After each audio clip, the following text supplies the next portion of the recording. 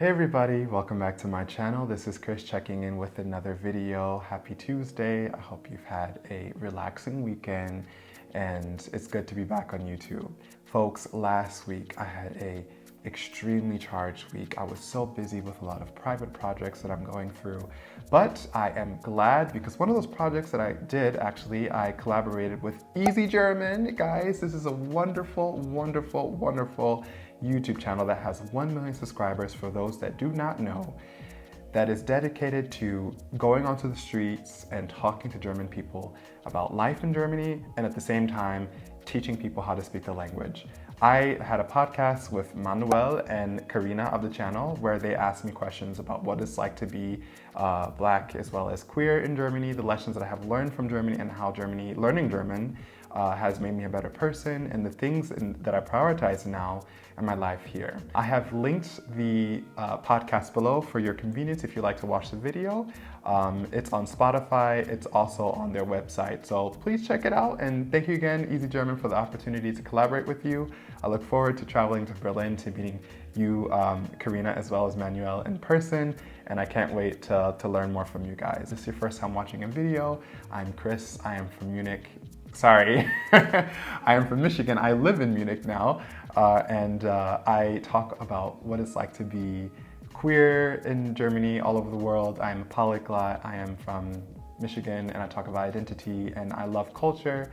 So if some of those things are interesting to you, consider subscribing to this channel where you'll get new content, usually every Tuesday at 3 p.m. Berlin time.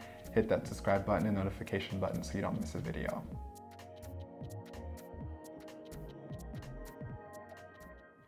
Okay guys, so I have my notes here, so let's jump right into the video. Folks, I am an educator. I teach French at a private school here in Munich, Germany, where I speak French, and I'm also in a German group. I have kids from Egypt, I have kids from China, I have kids from all over the world. And within my group, I have 2 colleagues who are German. I relate to the children, the very small children, in so many ways, because I feel that when you are born, you have no understanding of the culture that's around you. You literally are dependent on society to teach you things like not getting upset and hitting people and controlling your frustration and perhaps, sharing and not, having random outbursts. Many of us adults have forgot this part of our Entwicklungsstufe, our development, that at one point we literally needed to be socialized and culturalized, if that is a word even, how to appreciate certain aspects of society. And one of the things that I like to share that I notice about German society is that when it comes to eating in German pedagogy, it is super, super, super important for kids to be at the table. Eating is a very jovial and, very open and relaxing type of thing. But in Germany, I feel that, hey, you need to be at the table because everybody has to be at the table. There's no wandering around. The teacher can't be wandering around. When the kids eat, the teachers also have to be at the table. And what I think this does is it enhances and it teaches the children that in German society, we are harmonious. We are a culture that loves order, and we instill that with kids and we include them into this process of becoming orderly by sitting at the table. Back straight, sitting up, how to put your forks when you're finished. And I'm thinking, goodness gracious, these kids are 4 years old. Gosh, you know what I mean? And then at the same time, I'm becoming more appreciative of that. Sitting at the table, being very orderly. I'm a very organized person. Germany is Germanizing me, even in terms of my expression. So for example, there's parts of me that cannot be Germanized. I'm an American at heart.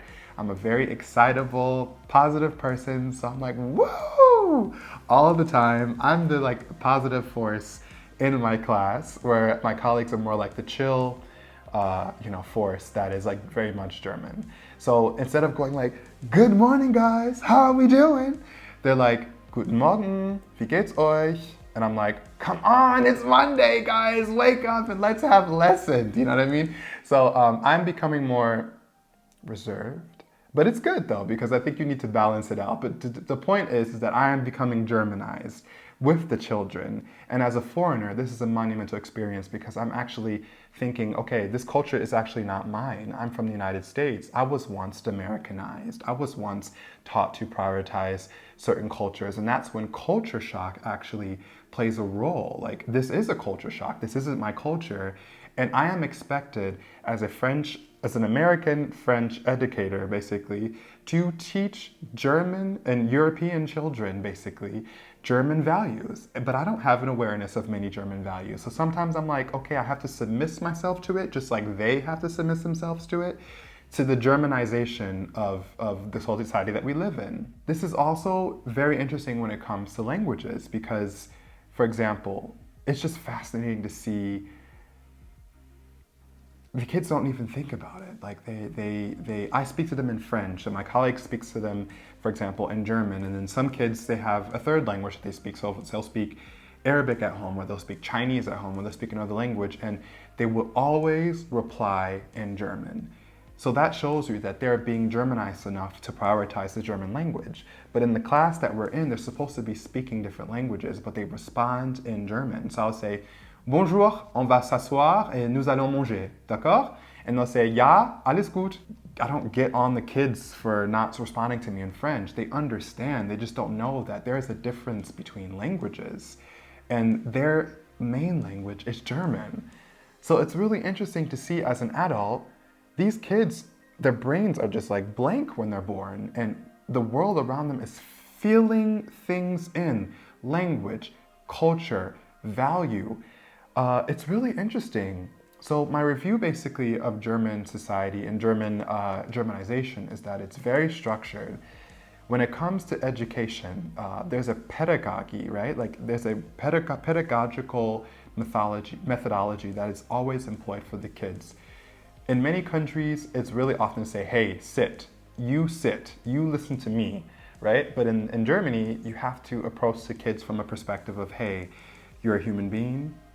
I need to convince you to understand why that's okay, or why that's not okay, or why you shouldn't hit versus don't hit, right? Like many of us growing up are like, do not hit. You shouldn't hit, that's wrong. Where it's like, hey, könntest du bitte aufhören, das zu machen? Könntest du bitte nicht mehr hauen, bitte? Das ist nicht so höflich. Könntest du bitte sagen, right? It's always like very könntest, blah, blah, blah, blah, to teach the child to be polite, right? And when I think about it, it's just so interesting to just see how much the kids have to take in at such a young age. I'm like, come on, they're 4 years old. Who cares if they don't sit at the table? You know what I mean? These are my personal thoughts. I mean, they're going to be all over the place. They're hyper. They have their friends around them. You know, it's just they may not like the food that's at the table. You know, I mean, it's explanatory why kids are hyper. But no, you have to teach them harmonious values that help them form a part of Germany's developing society. This is very interesting because when it comes to babies, in terms of the topic of today, which is Germanizing children and Germanizing babies, they have no culture. They come out of the stomach with no culture. They don't know anything. My kids, when they cry, all they want to do is be hugged. They don't care if I'm black. They don't care if I'm gay. They don't care about any of that stuff. They need physical contact. They need to be held. They're feeling insecure. They're hungry. They need to be fed. These are the priorities in their head. They don't care about what I look like or the culture or the religion that I practice. I'm just a human being. We are raised to appreciate certain cultures and have values. As an American, I was also socialized to appreciate American values and other things, and that's when this notion of culture shock becomes prevalent when I go to different countries and have to adapt myself. Like, oh, actually, this way of life is inappropriate here in this country or that country, or it doesn't blend easily. Again, I'm not picking a side on this. I'm just having a conversation about what it means to, from my position as an educator, a foreign educator in Germany, witnessing how Germany is Germanizing people. Chimamanda Adichie talks about the dangers of the single story. You can't think of anything positive when it comes to a different culture that is completely distinct from yours. But simply saying that that is a culture and those are values that we don't appreciate is a different conversation. The prospect of and the process of instilling values in the new generation of citizens and having them become a part of the society that upholds certain values. Maybe that's a lot to think about, but I've really been reflecting on this for the longest time in my position as a French educator, because I am witnessing how people are being built up, how values are being put into people's heads, and I'm also witnessing negative behavior. So for example, you have parents who act a certain way towards certain people, and children pick up on that. Children pick up on homophobia. They pick up on racism. They pick up on sexism. They pick up on ethnocentrism. All these things we pick up on in society.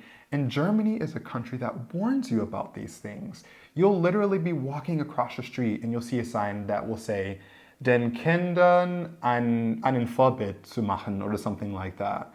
And it's basically telling people, hey, be careful, because the values that you exhibit in front of children will be the values that they inherit. And that will be, it could be a vicious cycle, or it could be a virtuous cycle. What are your guys' thoughts on that? Let me know in the comment sections below. Comment, like, subscribe, share this video if you care, and I will see you next Tuesday. Thank you guys. Check out that podcast also. Ciao.